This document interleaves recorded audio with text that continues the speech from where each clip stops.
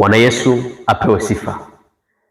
Ninakusalimu kwa jina la Bwana wetu Yesu Kristo, Mwokozi wetu aliye hai. Nikukaribishe kwenye kipindi hichi ambacho utaweza kujifunza neno la Mungu. Maombi na maombezi yote yanafanyika. Somo la leo linahusika na maombi au nguvu ya maombi. Bwana Yesu asifiwe.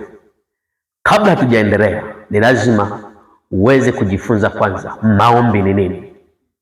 Maombi mbele za Mungu ni njia mojawapo ya kuwasiliana na Mungu, kati ya mwanadamu na Mungu mwenyewe.